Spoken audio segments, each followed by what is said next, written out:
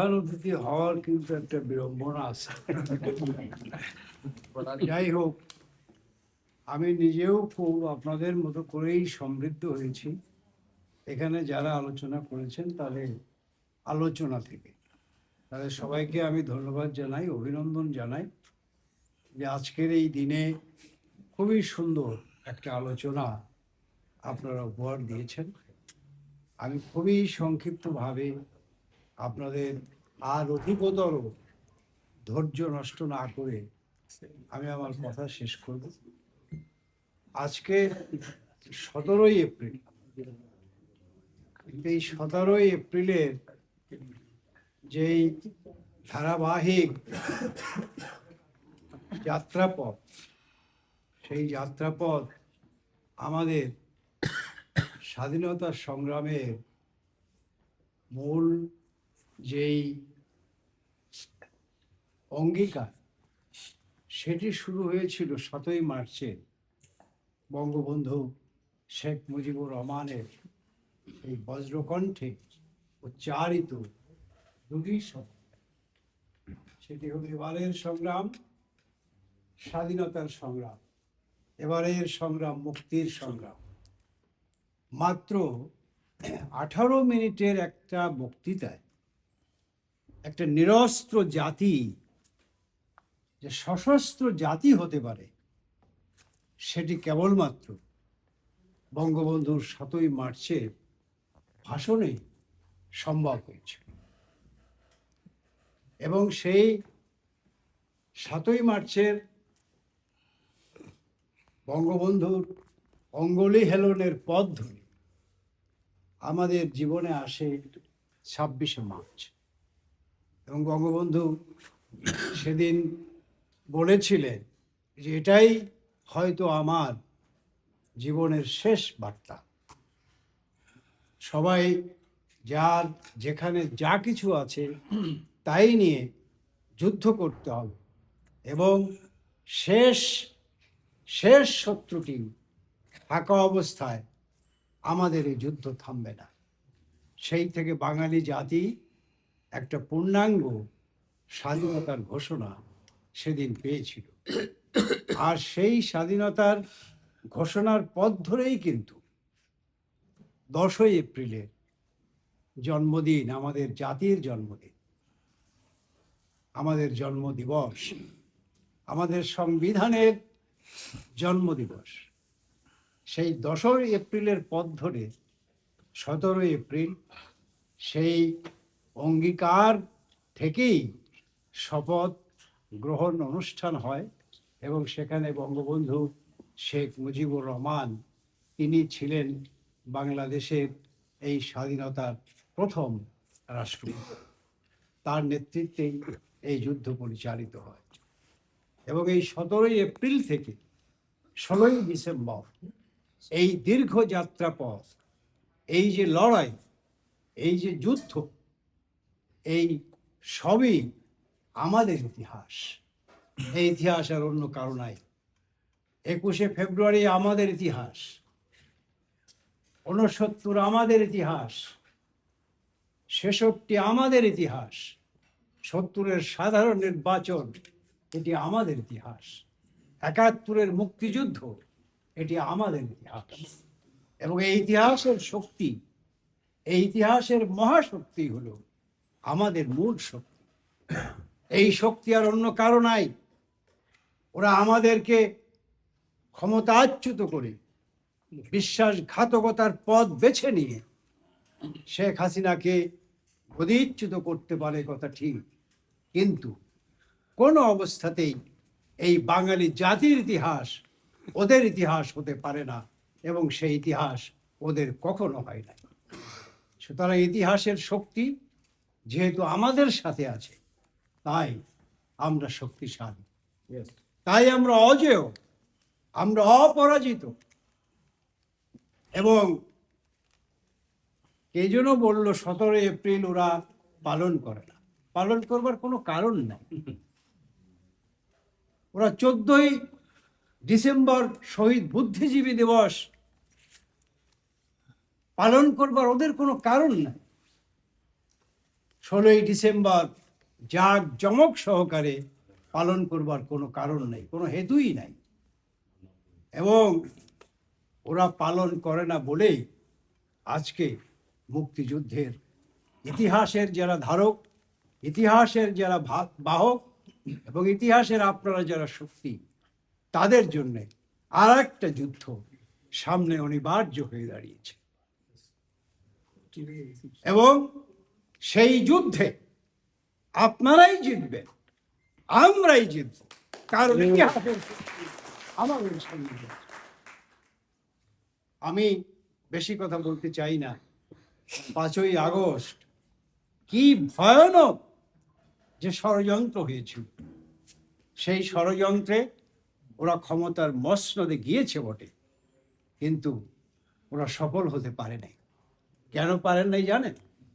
পারে নাই কারণ এখনো বঙ্গবন্ধুর 2 কন্যা আমাদের মাঝে বেঁচে আছে। ওরা বঙ্গবন্ধুর 2 কন্যাকে সেদিন কেড়ে নিতে চেয়েছিল, কিন্তু ওরা জানে না বঙ্গবন্ধুর 1 কন্যা শেখ হাসিনা, অন্য কন্যা শেখ রেহানা, দুজনকে বুকে আঁকড়ে ধরে, শক্তভাবে দুইজনকে ধরে যেই বেঁচে থাকবার নিরন্তর লড়াই, বঙ্গবন্ধুকে ইতিহাসের সাম্রাজ্যে বাঙালি রাজ্যের মহারাজা বানানোর জন্য যেই সংগ্রাম চালিয়ে যাচ্ছে, সেই 2 বোনকে ওরা কেড়ে নিতে পারে না। বড় আফসোস ওদের 1975 সালের যেই কাজটি সম্পন্ন করতে পারে নাই, সেই কাজটি ওরা 5ই আগস্টে সম্পন্ন করতে চেয়েছিল। কিন্তু আমি কি বলি জানেন? আমি ধর্ম বিশ্বাসের বোধ থেকেই বলি, বঙ্গবন্ধু কন্যা শেখ হাসিনা তিনি সেই আমাদের যেই কাবাঘর বায়তুল্লাহর গিলাফকে বারে বারে মাথা ঠেকিয়েছে। আল্লাহ পাক রব্বুল আলামিনের সেই হাবিবে আমাদের মহানবী সাল্লাল্লাহু আলাইহি ওয়াসাল্লামের সেই মাজার তিনি জিয়ারত করেছেন, সেই রওজা তিনি জিয়ারত করেছেন, আল্লাহ তাকে নসিব করেছিল। এবং আমার জন্য কেন মনে হয়, এবং বিশেষত 21 আগস্টের গ্রেনেড হামলায় আমি যখন পড়ে গিয়েছিলাম, ওই অবস্থায় দেখতেছিলাম আমার নেত্রী কোথায় কি অবস্থায় আছে। একজন ওকে কি বলে, নিরাপত্তা রক্ষী বঙ্গবন্ধু কন্যার বাম হাতের কবজিটা ধরে যখন গাড়িতে তুলছিল, সেই মানে পড়া অবস্থায় আমি দেখতেছিলাম। এবং তখনই আমার কাছে মনে হয়েছে আল্লাহ পাক রব্বুল আলামিন স্বয়ং নিজেই যেন বলছে, আমি যেই শেখ হাসিনাকে হেফাজত করি, আমি আল্লাহ যেই শেখ হাসিনাকে রক্ষা করি, দুনিয়ার কোনো শক্তি নাই তাকে আমাদের মধ্যে। প্রিয় বন্ধুগণ, আজকে সব ঘটনা বেরিয়ে আসছে। 5ই আগস্ট কি ভয়ানক ষড়যন্ত্র হয়েছিল, এবং 5ই আগস্টে স্নাইপার কারা দিয়েছিল, সেই স্নাইপার চালানোর জন্য একটা অবসরপ্রাপ্ত কর্মকর্তাদেরকে দিয়ে সেটি অপারেট করা হয়েছিল। সব কিছু ধীরে ধীরে বেরিয়ে আসছে। হ্যাঁ, একটাই দেশপ্রেমিক রাজনৈতিক শক্তি সবসময় একটা দুর্বলতার জায়গা থাকে, যেটিকে আমরা অনেক সময় ব্যর্থতা বলি। পুরো পিপল ক্যারেক্টারের কোনো রাজনৈতিক নেতা কখনো ক্রুড হতে পারে না, কখনো নিষ্ঠুর হতে পারে না, নির্মম হতে পারে না, তারা সবসময় মানবিক হয়। তাই বঙ্গবন্ধু কন্যা শেখ হাসিনা মানবিক জায়গা থেকেই সকলকেই আস্থার জায়গায় নিয়েছিলেন। তিনি ভেবেছিলেন, আমি দুধ কলা দেই, নিশ্চয়ই ওরা আমার পোষ মানবে, কিন্তু ওরা যে ফনা ধরে ছোবল মারবে সে কথা ইতিহাসের জায়গা থেকে জেনেও বঙ্গবন্ধু কন্যা তা পারেন নাই। তাই সেদিন ওরা বিশ্বাসঘাতকতা করে ষড়যন্ত্র করে 5ই আগস্ট ঘটিয়েছিল। শুধু তাই না, এই যে $35 কোটি, আজকে বাংলাদেশের মিডিয়া বলেন, বাংলাদেশের সুশীল বলেন, যারা টক শোতে ঝড় তুলেছে তাদের কথা বলেন, সেই গোষ্ঠীর কথা বলেন, আজ সমস্ত শক্তি নিশ্চুপ হয়ে আছে। একটা কথা নাই, মুখে কুলো পেটেছে। আওয়ামী লীগ কার্যক্রম নিষিদ্ধ, আর আওয়ামী লীগ নিষিদ্ধ রে ভাই, যে লাও সেই কদু। তারা এই সংগঠনকে নিষিদ্ধ করেছে। একটা কথা নাই কোনো মানুষের। গতকালকে আমার একজন সাংবাদিক বিদেশি টেলিভিশনে কাজ করে, তার সঙ্গে দেখা হয়েছিল, আমি নামটা বলতে চাই না। আমি তাকে বললাম, ভাই আপনারা এত বিদ্রোহী, আপনাদের কণ্ঠ না এত উদাত্ত, তো কই আপনারা এখন কথা বলেন না কেন? তো আমাকে বলল যে ভাই, বিএনপির অত্যাচারের কাহিনী এখন শুরুই হয়নি, আপনাদেরকে নিশ্চিহ্ন করে দেবে।